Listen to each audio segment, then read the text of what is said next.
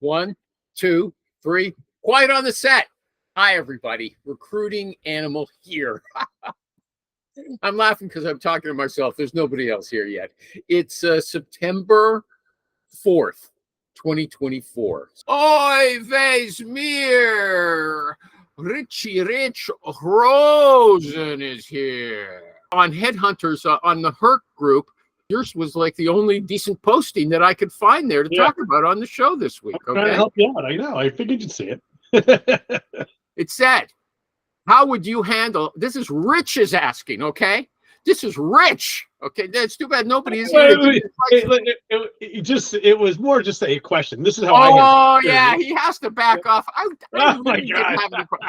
Well, I gave my answer to it. I knew what the answer it's true. was. You'll see as I go through this that Rich supplied an answer, and there was no question about it. He was so emphatic. But let me get to that. He'll say, here's what Rich said.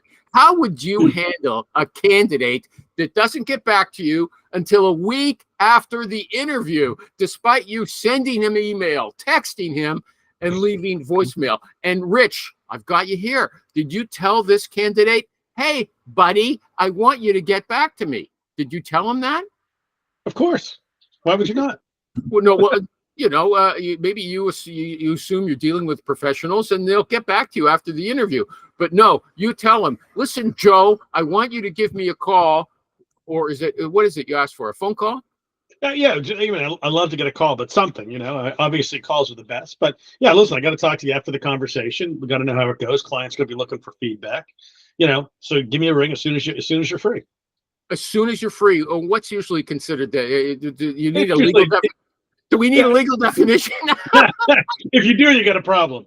No, usually. Well, this guy's got a problem, Rich. I got to tell you. Okay? Well, listen, he's got a problem because he's not that interested. Well, that's your decision. But maybe he doesn't understand but as soon as he can.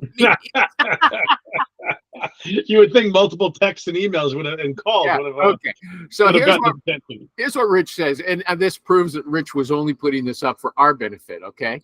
He said, "Here's what I did. I cut him with no mercy."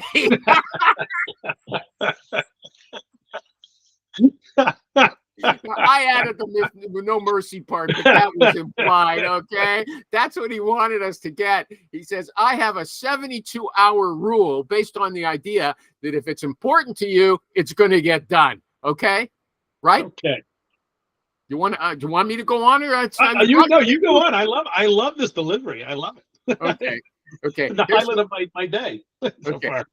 I finally got a text after sending him an email and a text asking if he was okay. His lame response was, I've been on calls, man. What a jerk.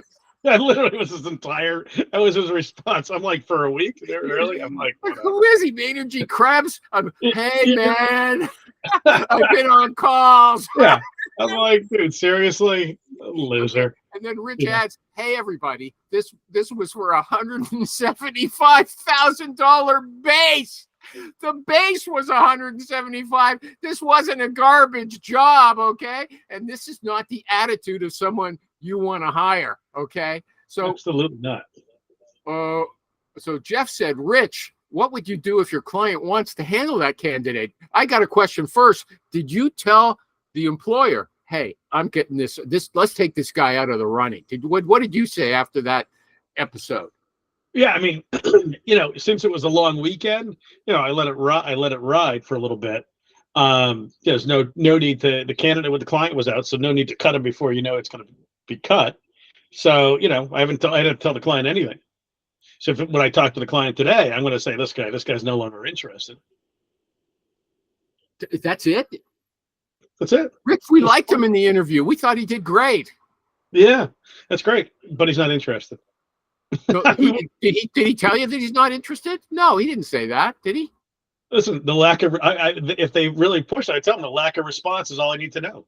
Okay, Rich, actually, I think you've got an answer to this question later on. I think you tell your employer, look, you want to hire this guy? Go ahead, but I'm not going to give you a guarantee. Okay, is that the truth?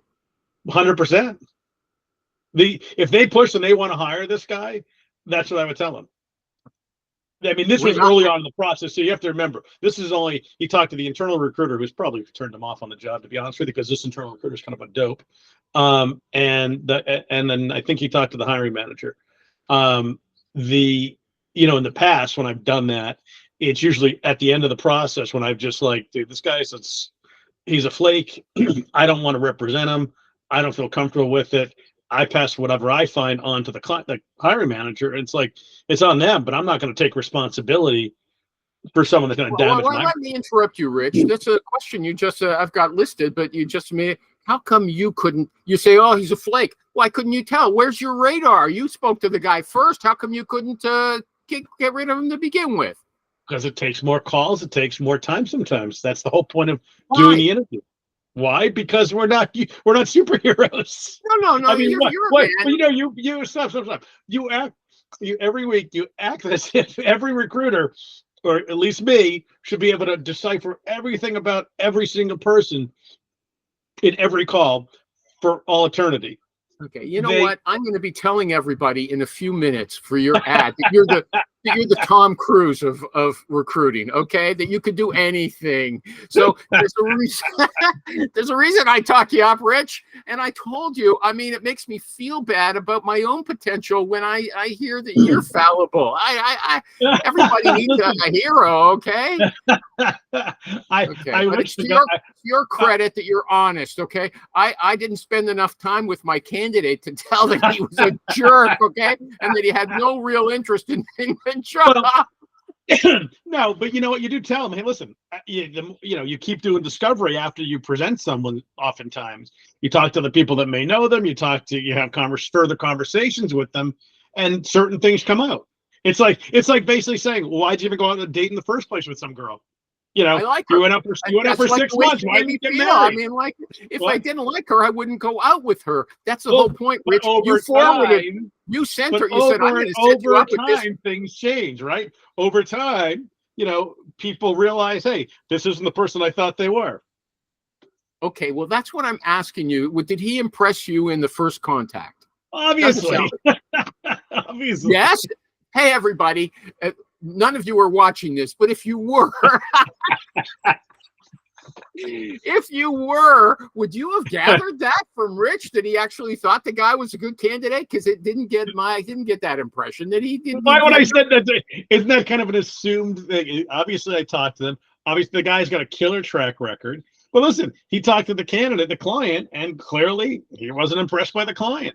I wasn't clear. Did he talk just to the internal recruiter, or did he go to the? I got to check. It's a whole long story. This internal recruiter's a flake. So she's not the most. She's not the most organized individual, and just ridiculous delays and not Tell somebody. Her to come to your class. Tell her to come to your class. I actually got the hiring managers to basically now after this circumvent him. He goes in after the process, but he was kind of the last guy that he was talking to. I got an idea for you. I just said I'm going to bookmark it now so we can talk about it later. You should have another class for hiring managers, and you can tell these guys, look, I'm going to give you a discount on the search if you come to my class. Hey, that builds a relationship. They get to trust you, and really, you're just giving them a peanuts discount, right? Yeah, that's listen. Great. I mean, I just thought of it.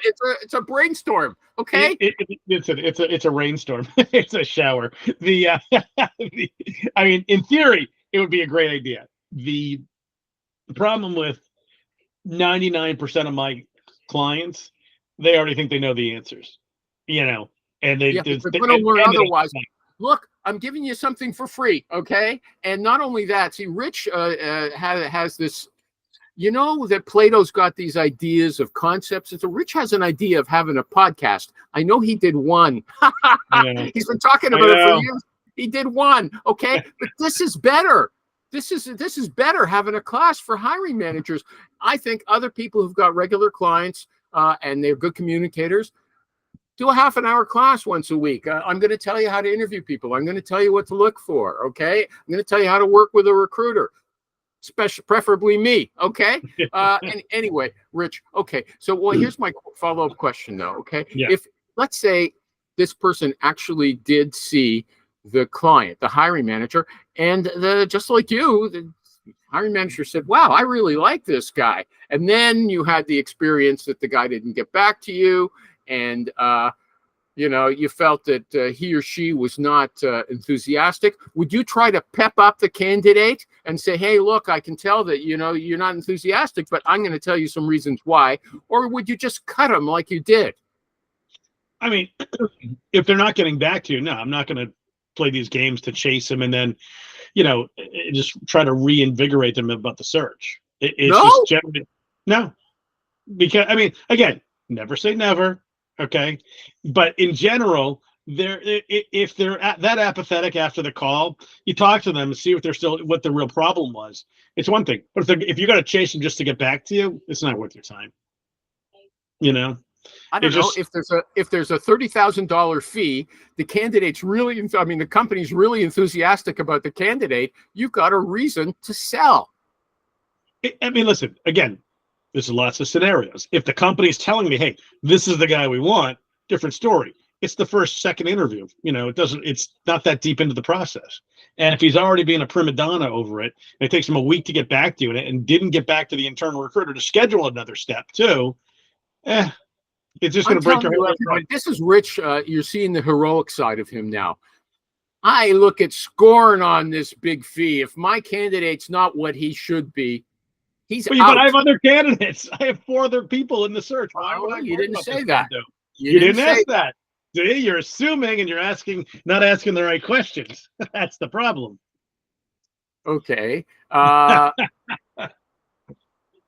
Yeah, well, some people told you on the site, Rich. They said, "Well, no, you're being too hasty. You should have a chat with this guy." Okay, and they all said. So a number of them said you should, try some stuff. Yes, the smart ones agree that you're not. If you've got to talk someone in taking this job or even going through the interview process that much, not that you don't have to sell at the beginning, but once they talk and they're just not getting back to you, and you have other candidates in the search, why are you going to waste your efforts on someone that clearly isn't that interested in it after they've had the conversation? He kicked the tires, didn't see what he wanted to see. He's not getting back to me. He's not going to be a candidate that I'm going to get real receptive with or close to. He's not going to be one of value, chances are. I mean, you can only call and reach out so many times, so you got to say, fuck it. He's not worth it. Would you send him to another job? I would talk to him if he returned the call, and we'd have better ground rules and make sure it's crystal clear. Let me ask an offbeat question. Do you use a screwdriver in your job? Whether you've got one at your desk? Sometimes you got to fix things, man. Okay. I go. My desk is a hole. I have like piles of everything on my desk. So do I. So do most people. Not the ones who put pictures of their zillion screens up there. Well, okay, there's a couple more. The thing is, with this guy, what surprised me, and Richard, you're here, but you can go whenever you want if you don't feel bound to stay. But because I got to tell you, most recruiters would not tolerate, especially if they're, somebody who's up there at the Pinnacle Society, they wouldn't tolerate this from me. Okay, so this is a credit to Rich, and that's a good segue. You're my buddy, Animal. I always love talking. That's a good segue. Well, you wouldn't get it from anybody else. They're there to pat. I've listened to all your interviews. They're all great. They're great because these people pat you on the back, but you give them the info anyway. Okay, nobody's put you through the grinders. But here's there you go. You're at. There's one more thing. What surprised me when you said, look, this guy had a great track record, and I was impressed, sent him, because somebody who would say something is stupid. I've been on calls, man. You know what I wrote beside that as a note to myself in big letters? Asshole. Okay. This guy, he's a jerk. Okay. But obviously he's not. If he impressed you and he's got the record. So this is the thing. Well, this guy's been very, very, very, very successful at a larger company. Being at a larger company doesn't necessarily mean you can be successful at a startup or company without a lot of inbound leads or without great marketing. Now I get it. Yeah. Now I get it. Yeah. I mean, and if you're dealing with startup companies, you can't have a prima donna, number one. It just ruins the company. Number two, the guy's going to fail because he thinks he's, a prima donna, number one. But two, he's really, a lot of these guys at these bigger companies, they can sell if it's not IBM, but if you got, years ago, if IBM was on your card, you could get it any place. It was no big deal. Now it's not like that. But if you're at company, whatever, if you were at Google 30 years ago, no one cared about you. If it was even around then, I don't even know when it started. But being at a startup is a different animal. And if you have to really talk someone and twist their arm to want to get to a startup, they're not going to go. They're going to chicken out. You must have had some reservations from the start because you knew that he's coming from a different environment, and these guys, without the administrative support, etc., they often can't make that shift. Okay. Yep. And personally, I would warn, although they might be aware of it, I would warn my client, hey, this is something you have to really consider before you move on a candidate like this. Right? Absolutely. Okay. Yeah. Okay, everybody, it's time for Rich's ad. I don't charge him anything for this. Although he likes his own ads better. Okay, fine. I don't care. I'll still do it. Okay. Rich Rosen is the Tom Cruise of agency recruiters. Okay. He does all his own stunts. Okay.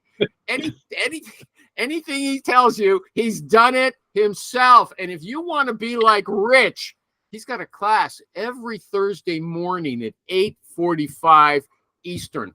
And there's a special deal. In fact, today's the last day to really capitalize on that deal. If you give him $500, you can come every Thursday from now, that's tomorrow, till the end of 2024. And I think that's halfway through December. He takes off the last 2 weeks, right? But that's a great thing. What else do you want everybody to know about the class, Rich?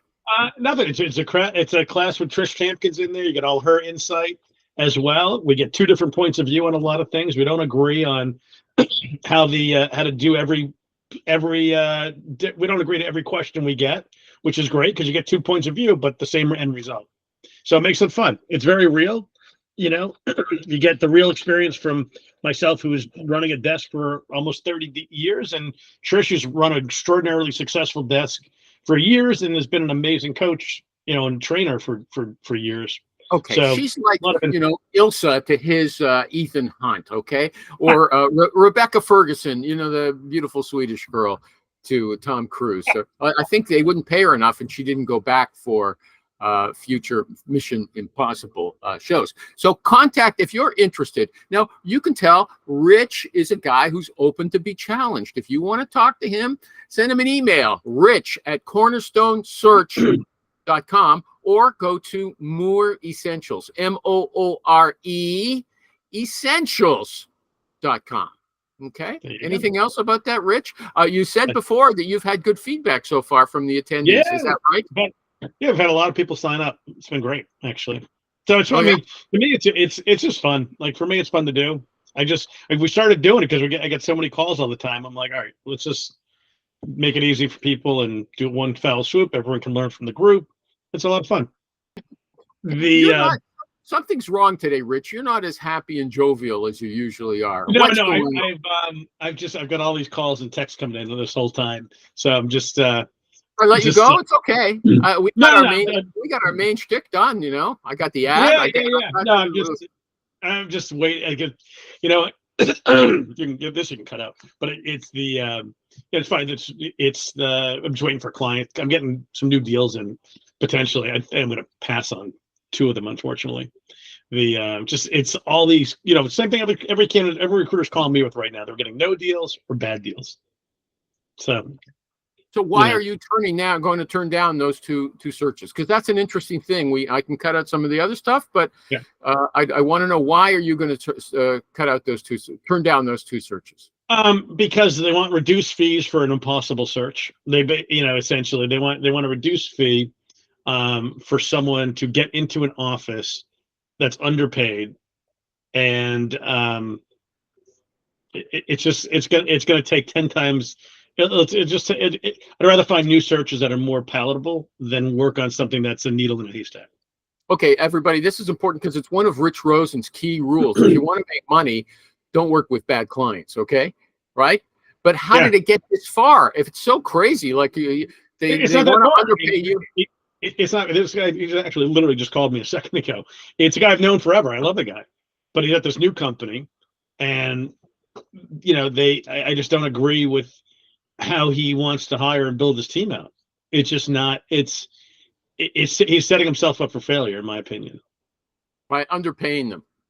Yeah, by expecting rock stars, for entry level wages is just a bad move, and then to expect people to get to an office when this manager doesn't even live in the city that these guys are going to be in. So he's going to fly in, from across the country every week, apparently. That's crazy. Yeah, but people do it. They do it, but it's not sustainable. And at that point, you know what? Hire better people. Hey, when they finally have bullet trains, how long will it take to go 3,000 miles across? It's not for a 3,000-mile trip, is it? It's from going city to city. From where this guy is to this other city, it's going to take a while. It's going to take, even with a bullet train, it'll probably take a half a day, but we're a long way from that anyway. Okay. Yeah, we are. Okay. This older recruiter, she's worried. She says, I'm in my mid 50s and I just got laid off. So she's obviously, she's a corporate. Okay. She's a corporate recruiter. And she says, I'm interviewing with a competitor company and I'm so scared. The job description wants to know all the innovative ways that, the candidate finds candidates, that the recruiting candidate, that I find candidates. I'm just a LinkedIn sourcer. How should I handle that question? What do you think? Learn better skills. What's your value then? If you're just a LinkedIn sourcer, no, but okay. Well, you use primarily LinkedIn. Most recruiters do. I know, but and that's very true. But also, my whole market's on LinkedIn. But you also have to know how to do Boolean searching. Kind of, you don't really need to know it anymore. But it's helpful. But are you using other tools? Are you using things like Clay? Or using things like Chatterworks? Or Hire Easy? Which I all think for the most part just bring you back to LinkedIn anyway. But the innovative part of recruiting is not the list of people anymore. It's how you get them to respond. And that's probably how I would answer that question. Okay. And what's innovative about, what can you do innovative about that? There's not much innovative. You pound the guy until he or she gets back to you. That's what you do. That is innovative because most recruiters don't do it. You know how many calls I get from recruiters who are like, oh God, my desk sucks. I'm like, well, give me your work, give me your schedule. They're like, well, I went to the gym at 9, got on the phone at 10. Yeah, did I really get on the phone though? Not really. I just wrote some more emails. Some of them are automated, some of them aren't. There's no pattern to what they do. Everything's just, mamby-pamby kind of stuff. And you say, you suck. Okay. You say, yeah, because they do. That's why you're not making money. Listen, I get these recruiters that call me, and I'm like, all right, let me call you back. I'll call you back tomorrow, like 8:30, 8:45 in the morning, or after 5, or sometimes at noon. And they're like, oh God, I'm not back at the gym till like 9 from the 9, or if they even go to the gym, or they got to take their kids to the bus, or they got to do this, or they got to do that. Either way, they're not starting their day till 10 o'clock, and then they leave at like 4, and then they wonder why their day sucks. So, but to this person or whatever, if you're gonna do a recruiting job, whether it's internal or external, you got to have an automated system. You got to have follow-up of phone calls. You got to be proactive. And honestly, in a very simple way, that's going to make you stand out, because most recruiters, especially internal recruiters, are not proactive. They live in email. They respond on email. It's automated through Lever or Greenhouse. It's a shitty experience for the candidates, and it's not a great way to recruit. Okay. Now, the thing is, I wouldn't call that innovative. I would call it traditional. But it's the messaging you're using with doing that. Okay, it's distinguished. It distinguishes. You're saying it's going to distinguish that person. Now, as far as using those tools you mentioned, like Hire Easy, for instance, there's no guarantee that her cheap company would have purchased that service for her. There's not. Listen, I don't think a lot of these tools are worthwhile. But if someone's paying for them and they want to get better candidates, well, which one are you and you don't have a market, your recruiter is not steeped in like engineering. Well, all right, then you can use use like a Nebula or People GPT, and you got to know how to build proper cadences using automation. So I personally don't know what's really that innovative in the last 10 years. Yes, tools have come up and things have gotten easier to write things. Is that innovative? I don't know. Automated, doing automated campaigns are innovative. and somewhat they've been around for a while, and you should be doing them. If you're not, you're costing yourself tons of money. But I mean, I personally, I look at every tool. I mean, I literally every tool. I'm actually gonna sign on to be an advisor for this one company next week to go help them in Vegas and some shows and stuff. And they got something interesting. Is it innovative? I don't know. Is it better than other things? Yeah, probably. I don't know if it's game changing though, right? Okay, but everybody, these companies are falling all over themselves to get rich to try to use their stock. Isn't that true? Isn't it Some true? more than others. Some more than others. You don't but pay for I it. like. You don't have to I like pay for any of those sourcing tools, do you? Not. I pay for one of them, two of them. Which one? Why do I want to sponsor the one I'm not getting paid for that I have to pay for? Yeah, okay, no, that's a secret, everybody. Okay, there's some of them are better than others. If this guy's getting some for free. In all honesty, like I use like 5 or 6 different tools, like contact finders, and I was just talking to my admin today. They all suck. I mean, they really do. Like I like Lucia and Swordfish, the ones Lucia's the one I pay for. Used to be good, 50-50 now. Like but I find all of them are like 50 to 60% accurate now.